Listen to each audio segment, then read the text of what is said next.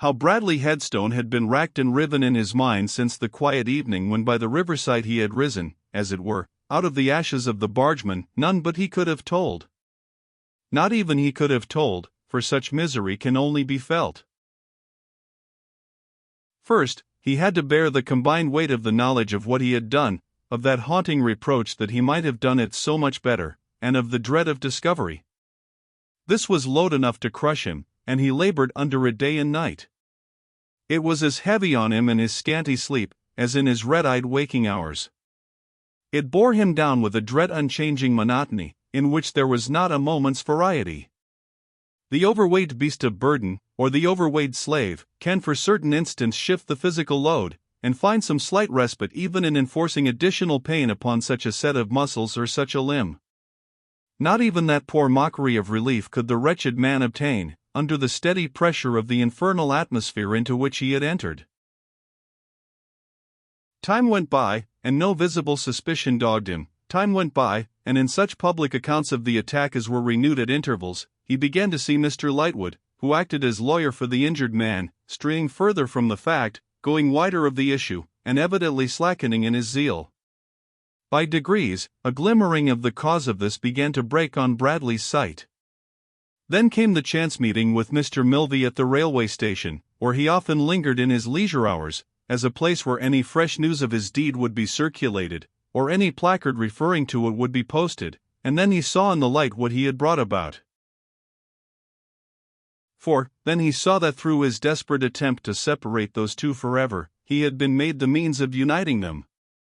That he had dipped his hands in blood, to mark himself a miserable fool and tool. That Eugene Wrayburn, for his wife's sake, set him aside and left him to crawl along his blasted course. He thought of fate, or providence, or be the directing power what it might, as having put a fraud upon him overreached him and in his impotent mad rage bit, and tore, and had his fit. New assurance of the truth came upon him in the next few following days, when it was put forth how the wounded man had been married on his bed, and to whom, and how, though always in a dangerous condition, he was a shade better. Bradley would far rather have been seized for his murder than he would have read that passage, knowing himself spared, and knowing why. But, not to be still further defrauded and overreached, which he would be, if implicated by writerhood, and punished by the law for his abject failure, as though it had been a success, he kept close in his school during the day, ventured out warily at night, and went no more to the railway station. He examined the advertisements in the newspapers for any sign that writerhood acted on his hinted threat of so summoning him to renew their acquaintance, but found none. Having paid him handsomely for the support and accommodation he had had at the Lock House, and knowing him to be a very ignorant man who could not write, he began to doubt whether he was to be feared at all, or whether they need ever meet again. All this time, his mind was never off the rack, and his raging sense of having been made to fling himself across the chasm which divided those two, and bridge it over for their coming together, never cooled down. This horrible condition brought on other fits. He could not have said how many, or when, but he saw in the faces of his pupils that they had seen him in that state, and that they were possessed by a dread of his relapsing. One winter day when a slight fall of snow was feathering the sills and frames of the schoolroom windows, he stood at his blackboard, crayon in hand, about to commence with the class, when, reading in the countenances of those boys that there was something wrong, and that they seemed in alarm for him, he turned his eyes to the door towards which they faced.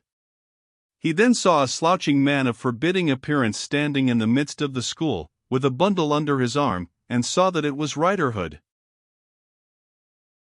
He sat down on a stool which one of his boys put for him, and he had a passing knowledge that he was in danger of falling, and that his face was becoming distorted. But, the fit went off for that time, and he wiped his mouth, and stood up again. "Beg your pardon, Governor." "By your leave," said Writerhood, knuckling his forehead, with a chuckle and a leer. "What place may this be?" "This is a school." "Where young folks learns what's right," said Writerhood, gravely nodding.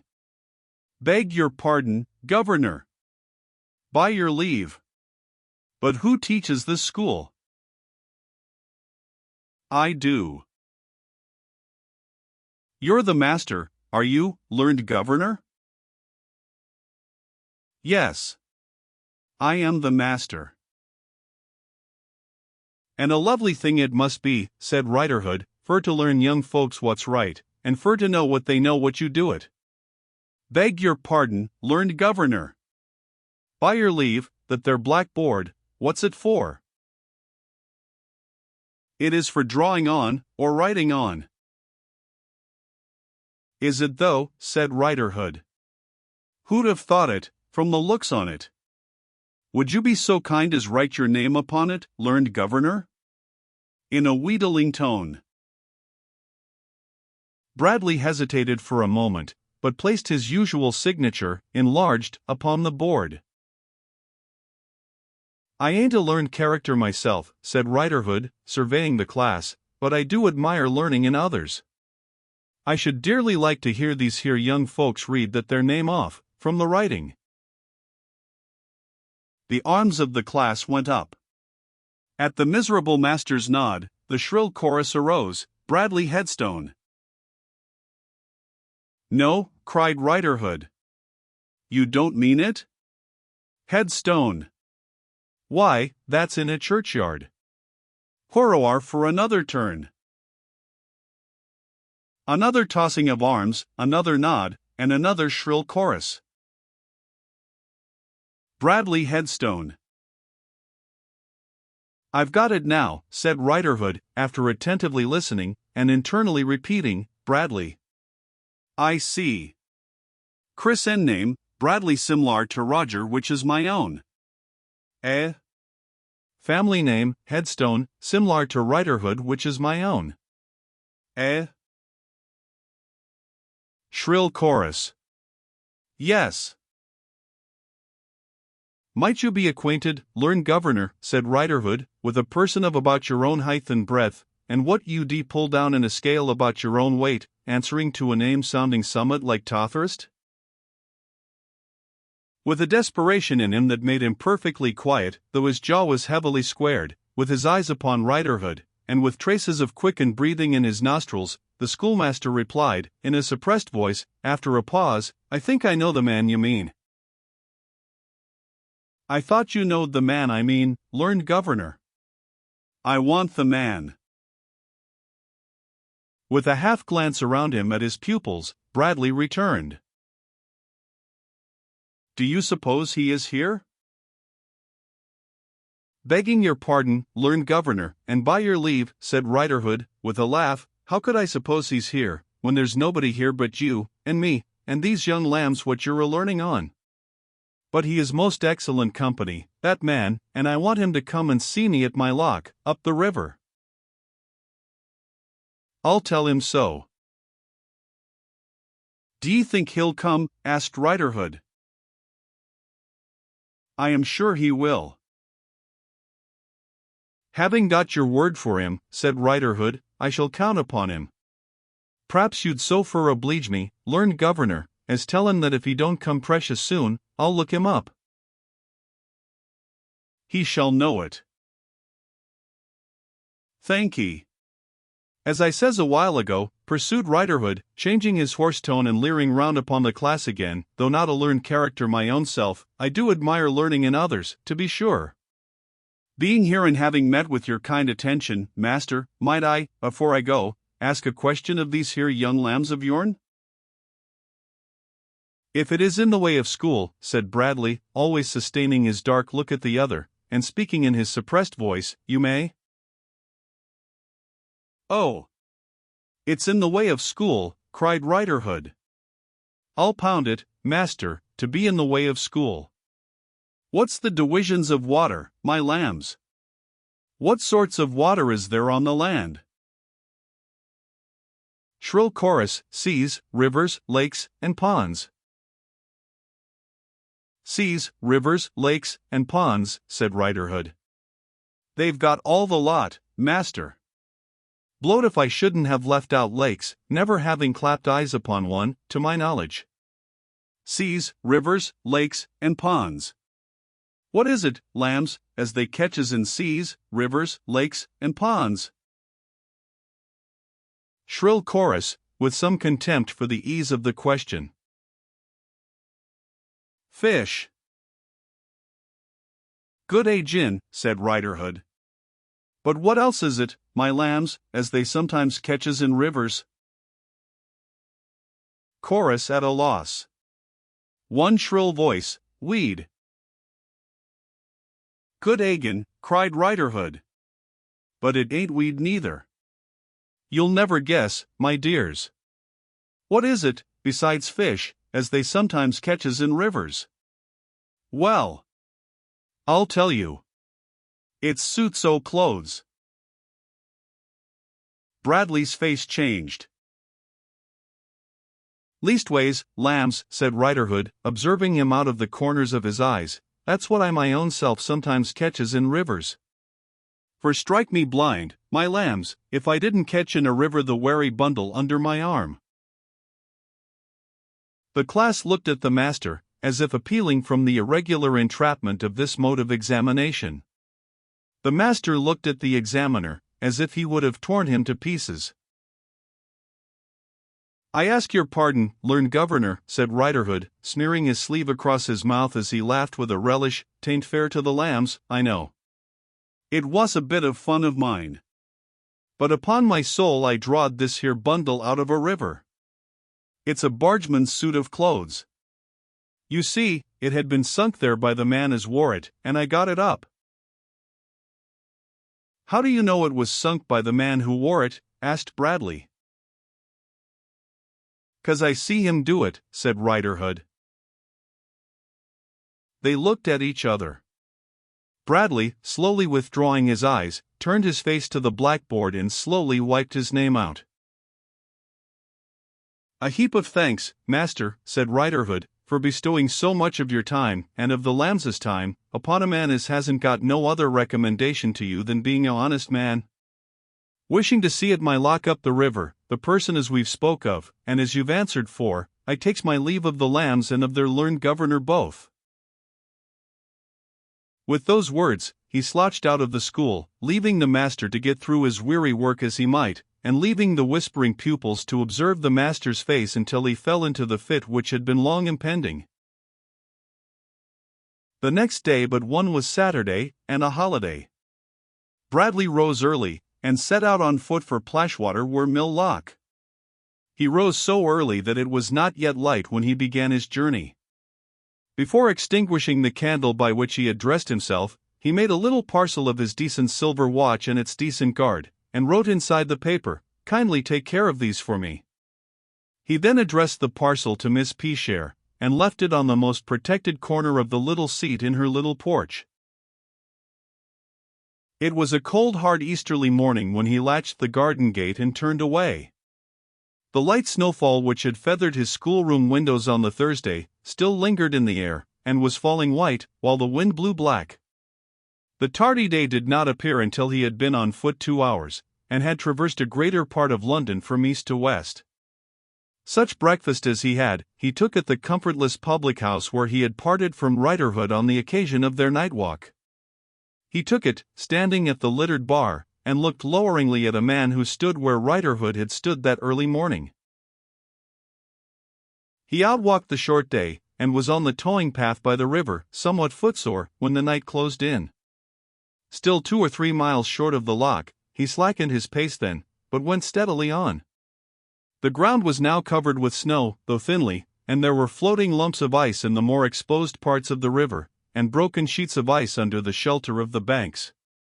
He took heed of nothing but the ice, the snow, and the distance, until he saw a light ahead, which he knew gleamed from the lockhouse window.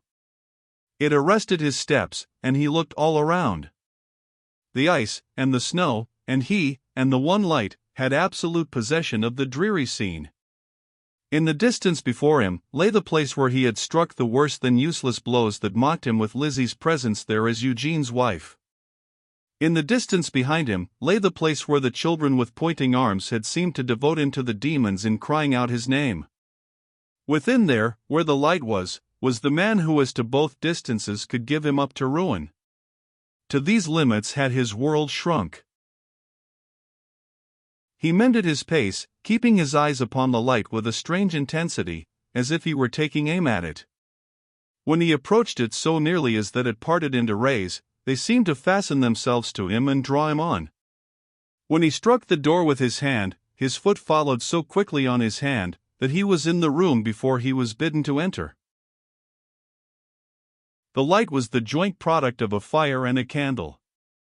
Between the two, with his feet on the iron fender, sat Riderhood, pipe in mouth. He looked up with a surly nod when his visitor came in. His visitor looked down with a surly nod. His outer clothing removed, the visitor then took a seat on the opposite side of the fire. "Not a smoker, I think," said Riderhood, pushing a bottle to him across the table. "No." They both lapsed into silence, with their eyes upon the fire. "You don't need to be told I am here," said Bradley at length. "Who is to begin?" "I'll begin," said Riderhood, "when I've smoked this here pipe out." He finished it with great deliberation, knocked out the ashes on the hob, and put it by. "I'll begin," he then repeated, "Bradley Headstone, master, if you wish it." "Wish it? I wish to know what you want with me." "And so you shall." Riderhood had looked hard at his hands and his pockets, apparently as a precautionary measure lest he should have any weapon about him. But he now leaned forward, turning the collar of his waistcoat with an inquisitive finger, and asked, "Why, where's your watch?" "I have left it behind." "I want it. But it can be fetched. I've took a fancy to it." Bradley answered with a contemptuous laugh.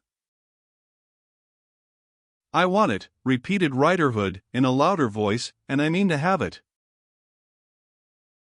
"That is what you want of me, is it?" "No," said Riderhood, still louder, "it's ony part of what I want of you." "I want money of you." "Anything else?" "Everything else," roared Riderhood, in a very loud and furious way. "Answer me like that, and I won't talk to you at all." Bradley looked at him. "Don't so much as look at me like that, or I won't talk to you at all," vociferated Riderhood. "But, instead of talking, I'll bring my hand down upon you with all its weight, heavily smiting the table with great force, and smash you."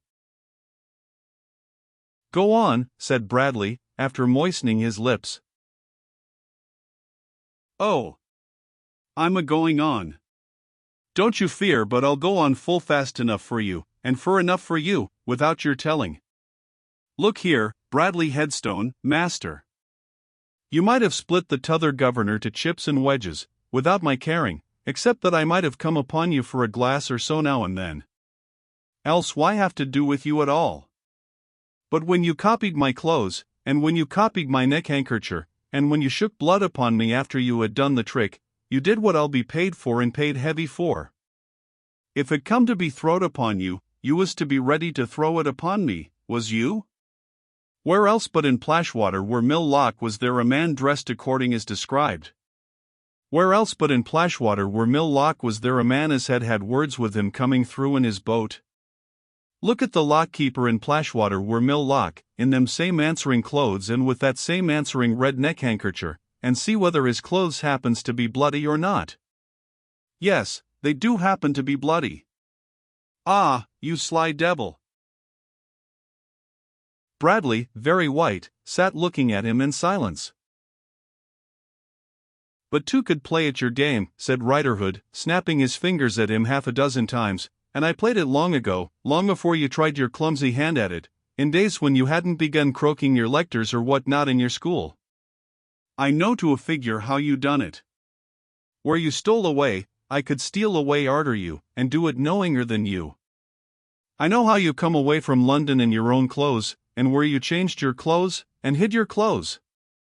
I see you with my own eyes take your own clothes from their hiding place among them fell trees, and take a dip in the river to account for your dressing yourself, to anyone as might come by. I see you rise up Bradley headstone, master, where you sat down bargeman. I see you pitch your bargeman's bundle into the river. I hooked your bargeman's bundle out of the river. I've got your bargeman's clothes, tore this way and that way with the scuffle, stained green with the grass, and spattered all over with what bust from the blows. I've got them, and I've got you. I don't care a curse for the t'other governor, alive or dead, but I care a many curses for my own self. And as you laid your plots agin me and was a sly devil agin me, I'll be paid for it, I'll be paid for it, I'll be paid for it, till I've drained you dry. Bradley looked at the fire, with a working face, and was silent for a while.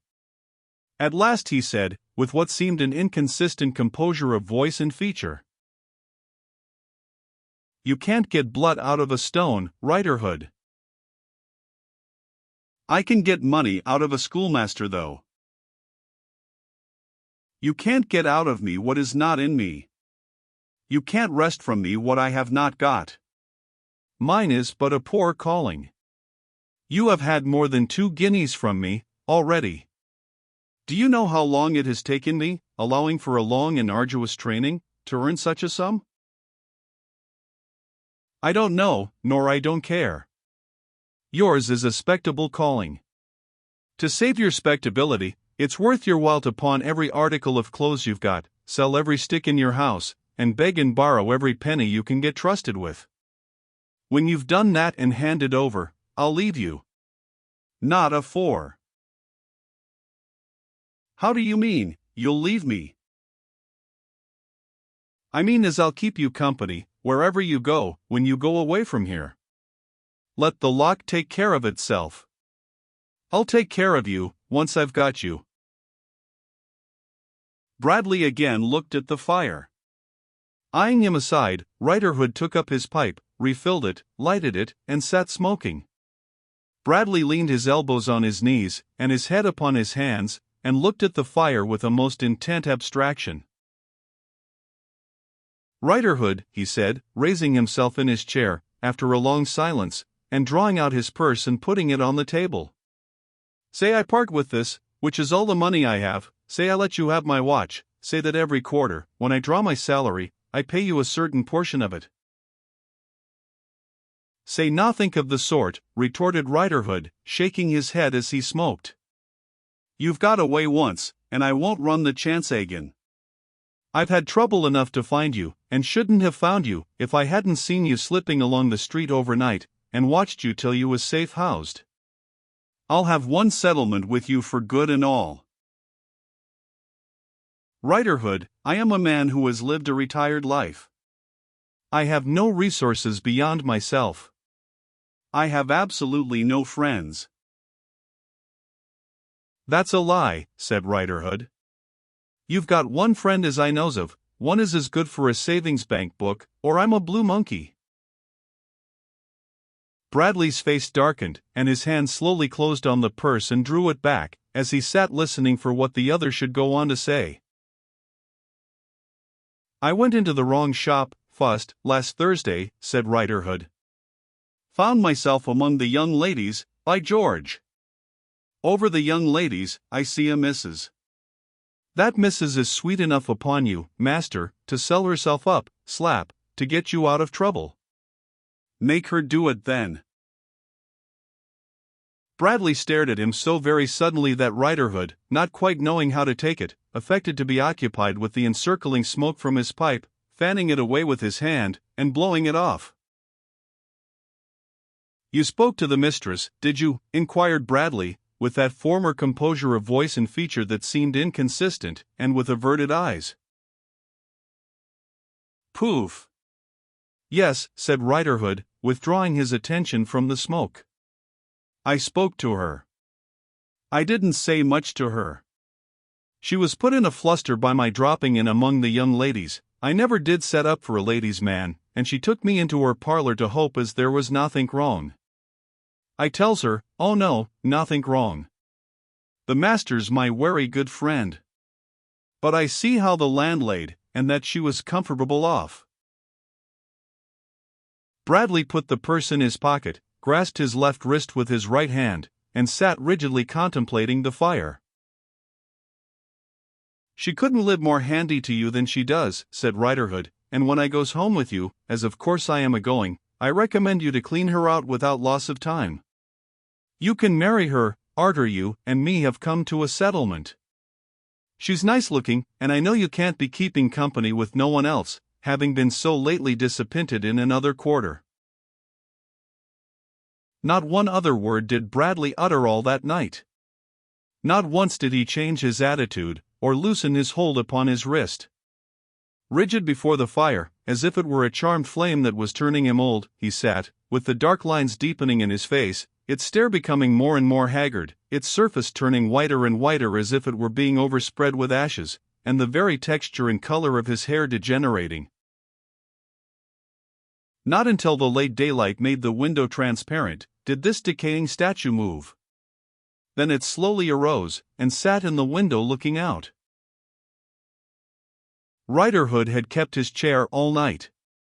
In the earlier part of the night he had muttered twice or thrice that it was bitter cold, or that the fire burned fast, when he got up to mend it, but, as he could elicit from his companion neither sound nor movement, he had afterwards held his peace.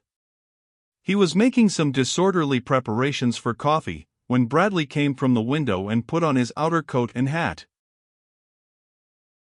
"Hadn't us better have a bit o' breakfast afore we start?" said Riderhood. "It ain't good to freeze a empty stomach, master." Without a sign to show that he heard, Bradley walked out of the lockhouse.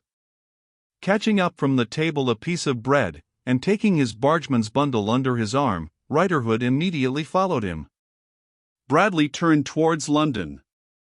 Riderhood caught him up, and walked at his side. The two men trudged on, side by side, in silence, full 3 miles. Suddenly, Bradley turned to retrace his course.